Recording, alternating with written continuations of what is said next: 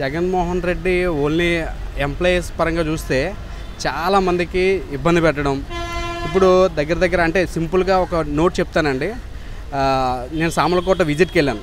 Just ఒక MLA అనే person ఎవరైతే ఎమ్మెల్యే ఉన్నారో ఆ ఎమ్మెల్యేని ఒక బండి మీద వెళ్తే ఒక కారులో వెళ్ళిన తర్వాత అసలు ఇంత దరిద్రమైన రోడ్స్ ఉన్నాయా అని అనిపించింది నాకు. ఇలాంటి పాలన జగనే ఆలోచించాలి.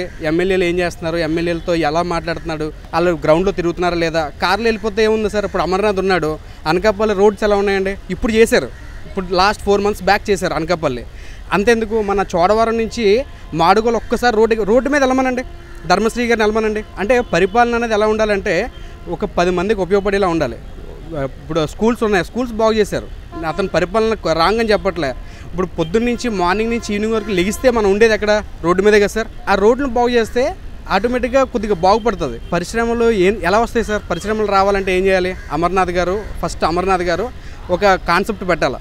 ఇది కూడా సార్, మీరు చదువుకున్న, డిగ్రీ చేశారు, పీజీ చేశారు, మీరు రండి, మీరు వచ్చిన తర్వాత మీ ప్లానింగ్ ఏంటి, అసలు మీరు ఏదైనా కొత్తగా అప్డేట్ చేయాలనుకుంటున్నారా, లేకపోతే ఏదైనా బిజినెస్ ప్లాన్ చేద్దాం అనుకుంటున్నారా, లేకపోతే ఏదైనా ఒక సాఫ్ట్వేర్ ఎంప్లాయీస్ని ఏదైనా రిక్రూట్ చేద్దాం అనుకుంటున్నారా, అలాంటి దాన్ని చేయాలి. కానీ అమర్నాథ్ గారు ఏం చేస్తారు, చిన్న విజిట్స్కి వెళ్ళి దాని మీద, అంటే అతను నేను కాదనట్లేదు, అతను యువర్ గుడ్, కానీ ఎలా చేయాలి, చదువుకున్న పర్సన్స్ని మనం ఇంప్రూవ్మెంట్ ఎలా చేయాలి, దాని ఆలోచన విధంగా మనం ఆలోచిస్తే బాగుంటుంది సార్.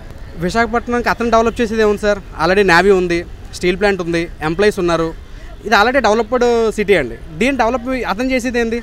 ఇప్పుడు 3 రాజధానుల కాన్సెప్ట్ అనేది రాంగ్ ఫస్ట్ ఆఫ్ ఆల్. ఎందుకంటే ఉన్న రాజధానిని మనం ఎలా అభివృద్ధి చేయాలనేది కాన్సెప్ట్ ఉండాలి తప్ప, ఇది ఆల్రెడీ అభివృద్ధి అయిపోయిందండి. మొత్తం అంతా రోడ్స్ కానీ, ఎస్టాబ్లిషన్ కానీ, జీవీఎంసీ కానీ, నేవీ కానీ, ఇదంతా అప్డేట్ అయిపోయిందండి. అప్డేట్ అయిపోయిందని నువ్వు ఎలా డెవలప్ చేస్తావు?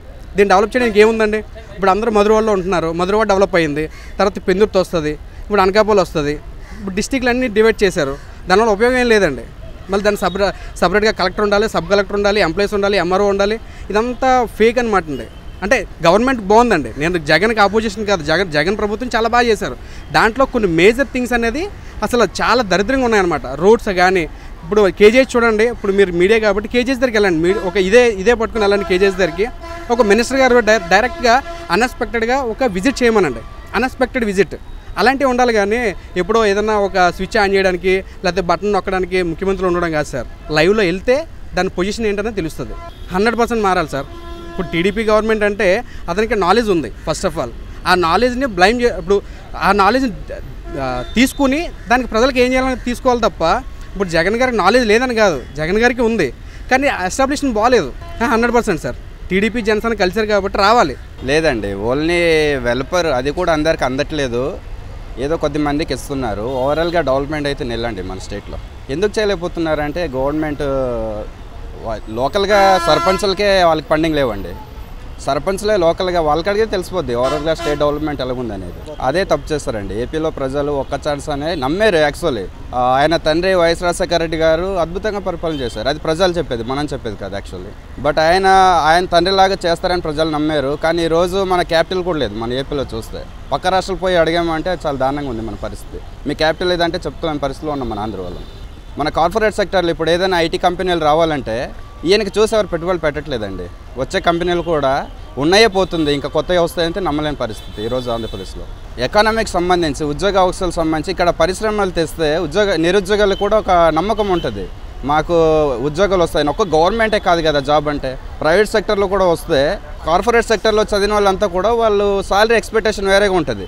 ఇప్పుడు ఏనా సచివాలయ వ్యవస్థ తీసుకొచ్చారు, అక్కడ 5,000కి 10,000కి ఉద్యోగాలు చేయమంటే వాళ్ళు ఉన్నతమైనటువంటి విద్య చదువుకొని వాళ్ళు 5,000 10,000కి ఉద్యోగాలు చేయడం అనేది ఇది అన్ఫిట్ మన ఏపీలో. ఫిక్సీలు వేసుకున్న డబ్బు ప్రతి ఓడికి చెప్తున్నా, ప్రతి రాజకీయ నాయకి చెప్తున్నా, మా దగ్గర ధర్మాన ప్రసాద్కి చెప్తున్నా, మా శ్రీకాకుళం ధర్మాన ప్రసాద్కి కూడా చెప్తున్నా, సరేనా. ఇక్కడ నుండి ఎక్కడ వరకు ఫ్లెక్సీలు వేసుకున్నా, ఆ ఫ్లెక్సీ డబ్బులు మీరు పెట్టొచ్చు కదా జనాలకి. మందు రేట్లు పెంచేశారు, తిండి రేట్లు పెంచేశారు, గ్యాస్ రేట్లు పెరిగిపోయి, అన్ని రేట్లు పెరిగిపోయి. నాకు ఈ సమాజం వాడనే బతకడం కూడా లేదు, నాకు ఇల్లు కూడా లేదన్న, రోడ్డు మీద ఇల్లు నాది. శ్రీకాకుళం నాది రోడ్డు మీద ఇల్లు, ముఖమే చెప్పుకున్నా, కాంప్లెక్స్ బ్యాక్ సైడ్ ఢిల్లీపురం. ఏమొస్తుందని ఎవరికి అందట్లేదు, మాకైతే అందట్లేదు. ఎవరికైనా అందుతున్నాయో లేదో మాకు తెలియదు, మాకైతే అందట్లేదు. ఏం చెప్తున్నా కదా, ఏమీ లేదండి. నేనైతే చదువుకోలేదు, నేను వంట మాస్టర్ని, నేను టిఫిన్ మాస్టర్ని. ఆడు చేసాడో లేదో నాకు తెలియదు, ఏ జాబ్లు అయితే రావట్లేదు. ఆంధ్రప్రదేశ్ అయితే మరి దారుణం చెప్తున్నాను కదా, ఆంధ్రప్రదేశ్ సంకనాకపోయింది. నిజం చెప్తున్నాను కదా, సంక నాకు పోయింది. నేను వేయలేదన్నయ్య, నేను చెప్తున్నాను ఆడికి ఎప్పటికీ అయిను. ఇప్పుడు ఈ పాలపాలు చూసి అసలు అయిను. అభివృద్ధి అనేది లేదు, ఓన్లీ సంక్షేమమే. ఒక సంక్షేమం వల్ల దేశం ఎప్పుడూ బాగుపడుతుంది. ఏదైనా అభివృద్ధి సంక్షేమం రెండు కళ్ళు లాంటివి కాబట్టి రెండూ ఉండాలి. కానీ ఇది ఎందుకు ఆయన చేస్తున్నాడని తెలిసి చేస్తున్నా తెలియక చేస్తున్నా మాకు తెలియదు. అంత రాజకీయం కాబట్టి ఆయనకి ఓటు బ్యాంక్ కావాలనే ఉద్దేశంతో చేస్తున్నట్టు అనిపిస్తుంది నాకు, నా మనసుకి. ఇప్పుడు వస్తాడంటే పెద్ద నాకైతే నమ్మకం లేదు.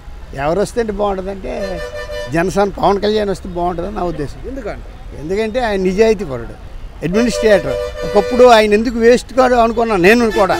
కానీ ఈరోజు ఆయన తాలూకా మనస్తత్వం, ఆయన చేసినటువంటి పనులు, ఆయన మాట తీరు అన్నీ చక్కగా చాలా చక్కగా ఉన్నాయి. ఇప్పుడు బాగానే ఉంది. చంద్రబాబుతో కలిసి ఆయన పోటీ చేస్తున్నాడు, బాగానే ఉంటుందంటారా? అని చంద్రబాబుతో పోటీ చేయకపోతే ఆయన ఒక్కడే ఇండివిజువల్గా ఎవడో గెలలేడు. ఇద్దరు బాగుంటుందంటారు, ఇద్దరు బాగానే ఉండొచ్చు.